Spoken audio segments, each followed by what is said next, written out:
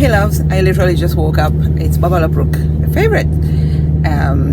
I wanted to just show you what pickle I ended up in. It's August the 1st today, and the time is about 5:15, 5:20 in the morning, and it's Thursday. My home time is tomorrow. Just a sidebar. Tomorrow my home time starts, and I am about 600 miles away from home. So that's gonna be a trip, more than one trip to get back home, which means I probably will be driving at least the morning of my home time. Hopefully. I don't know if they're gonna, I don't know what's gonna happen. I got here, I'm in Northern California right now. My home is in Southern California. I don't have a load lined up towards the south. The reason I took this load right here when I was in Bakersfield, if you checked out my previous video, I think I may have done a video when I was in Bakersfield. Yeah, I did, because I was there forever. The reason I took this load was because this location right here is 450 miles from where I was, 460 miles. I took it because I was like, oh, that's just one trip, not considering the fact that I don't live in Bakersfield. So I just looked at, okay, one way it's 450 miles, it's gonna be 450 miles back. I'm gonna be able to make it like by today when I finish, because my call time, oops, acting lingo, my appointment this morning is at 6:30. I'm still here yapping around 5 something because my location is 3 miles away. I tried to offload yesterday and they were like, yeah, we don't unload in the morning. So is your appointment really they were like, oh, we don't unload in the evening. Is your appointment in the evening? I said, no, actually my appointment is in the morning. And they were like, yeah, come back then. That's when we start. So I think I have the first appointment of the day, which I can appreciate because, things could easily work in my favor. This shirt is bright. It's my first time wearing this shirt, and apparently it's a Pokemon shirt. I don't know what any of this stuff means.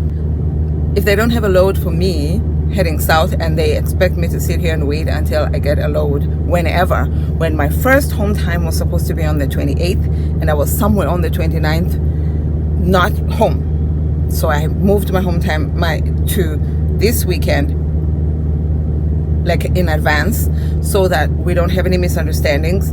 And here I am here right now. I don't want to blame them, but they did give me a load knowing that I need to be at home then. So whatever, I'm gonna send them a message when my driver leader, I use that term lightly, I don't know who the fuck is leading, is supposedly at work, that like, just know that I need to be at home tomorrow. Here's the thing, I got here early, right, like around 5 p.m. at the truck stop. I'm at a TA in Redding, California. It's Northern California. I think it's north of Sacramento, maybe even north of San Francisco. I'm not sure about that part. I got here nice and early. I picked a nice spot for myself. I just pulled right in, right? The spot that was the side that I'm parked in, people are facing opposite direction of me. I faced the other way. Not everybody, but majority of people are facing out, because that's how you get out of the spot if you want. It's a free country. I face the other way because I'm not trying to make eye-to-eye contact with somebody in the next truck, right? Ahead of me was a no parking island. So I was like, okay, face this way, no parking here. I didn't think this one through because even with my little experience, sidebar, I've only been doing this.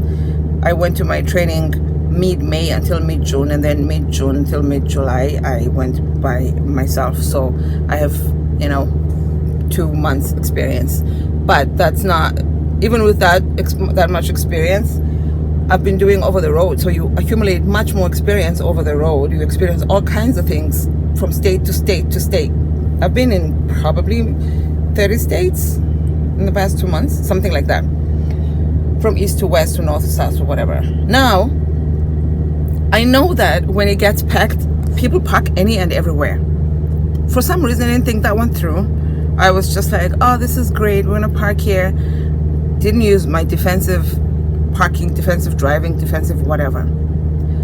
I wake up this morning I passed out before I set the alarm. Normally I don't set my alarm because I just tell my brain I need to be up at a certain time, and I wake up nice and early. So, but I was like, because my appointment is so early, I don't want to make any mistakes. So I pass out, and then I'm like, oh shoot.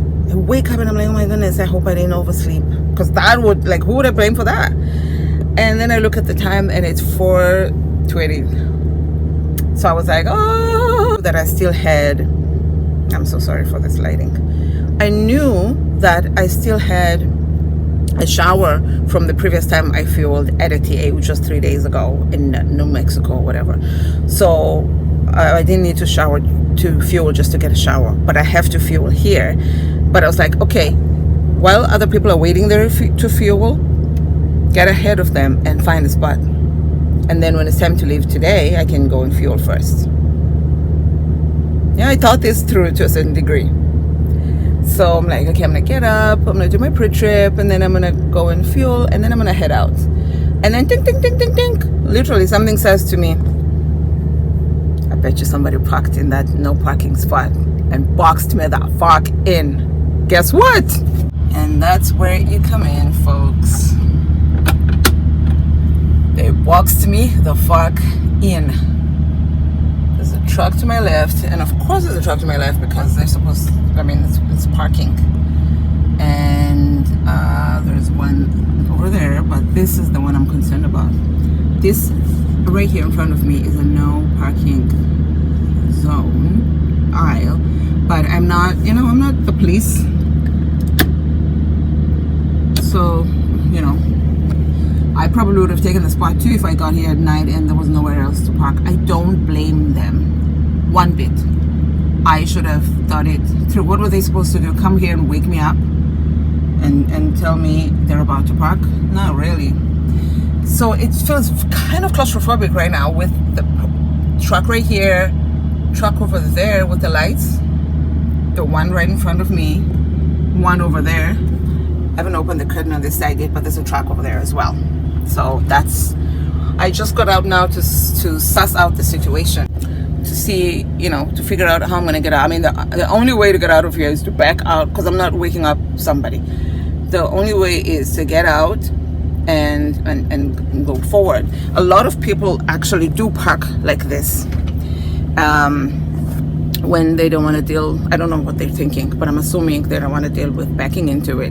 They do park like, even when I arrived yesterday and there was still a lot of spots where you could just pull right in, there were people that were already parked this way, head first, behind other trucks. So I see this a lot, but I try to avoid it because when it's time to go, I don't want to be dealing with trying to get out, because you never know. Sometimes it's so packed in the truck stop that behind you there are people that are parked sideways in no parking spaces that limit your space to get out.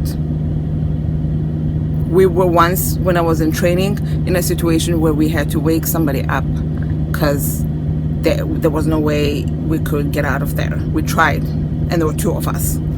So today I won't have to do that. My takeaway from this experience is I'm thankful that I'm in this pickle.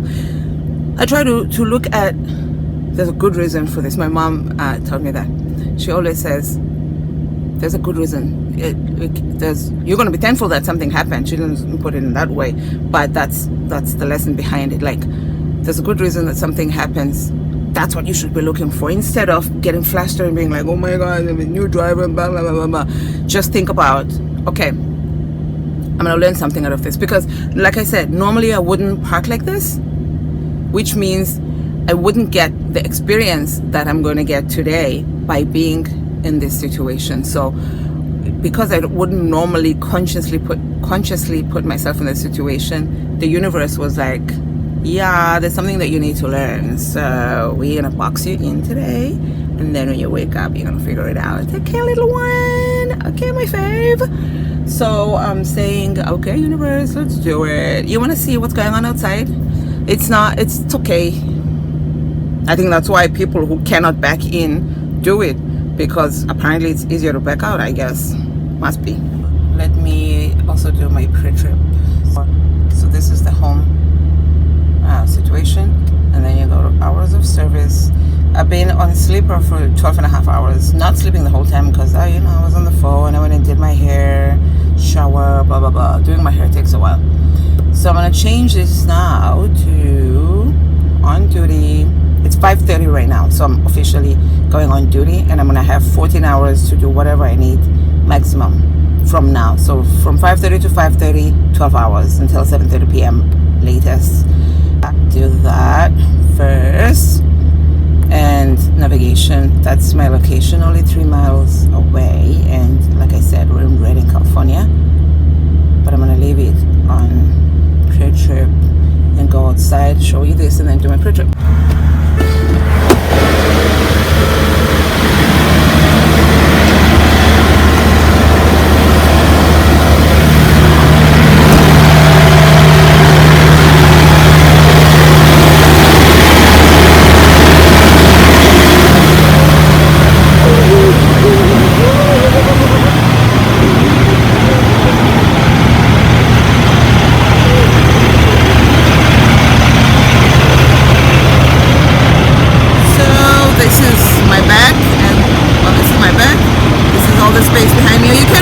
Because it's late, it's early.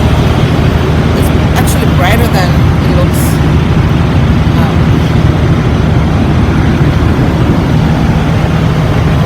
I can't really see, but there's kind of plenty of space behind me.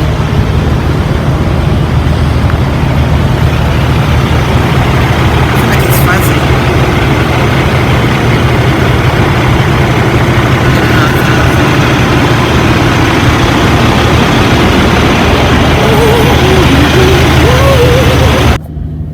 You can't really see out there, but in order for me to do pre-trip, which means you're doing some kind of a check of the vehicle pre your trip, in order for me to do that, part of it involves me opening up the hood or the bonnet of the truck.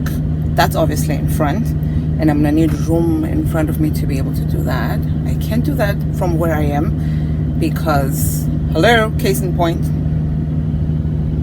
So it's gonna be interesting. I'm not gonna back out and block traffic, so we'll figure that out. Maybe I'll check the front from the fuel aisle. I don't know, we'll figure it out. It's not a big deal. I'm already dressed. I'm gonna throw out my trash and get going back to Cali. I'm in Cali. When I arrived in California, it was like, welcome to California. I saw it before. I still thought maybe I had another state ahead of me, and then it was like, welcome to California. And then the Department of Agriculture or whatever department ahead, where if you've driven to California, I haven't seen it in other states. You have to go there and they're going to say, what do you have? Then you tell them, whatever STD you have. JK, just kidding. Then you tell them what you have. I had ice cream cones when I arrived in California, and then they'll say, okay. Sometimes they will stop you and check or whatever. I don't freaking know, man. And they've found people with drugs, with other humans in the trailer, and blah blah blah blah blah blah. Before I hear. So anyway, I texted my person. I'm back in Cali. All right, I'll talk to you later. Thank you for watching, and please leave a comment, like, subscribe, the whole shebang. It's Babalwa Brooke on all social media. Thank you for watching, and goodbye. So we're out of that pickle and onto fueling. I get a free shower now. Yay! For next time Oh, and I ran out of gas just after that. Okay, so it's out of fuel. I think that's why it turned off. Yeah. There's a tank for this one, and it's on empty. which just as well, I told you, I didn't want to fuel last night, so it lasted long enough for me to come here and get fuel. Thank goodness. I have ice cream, but I'm okay.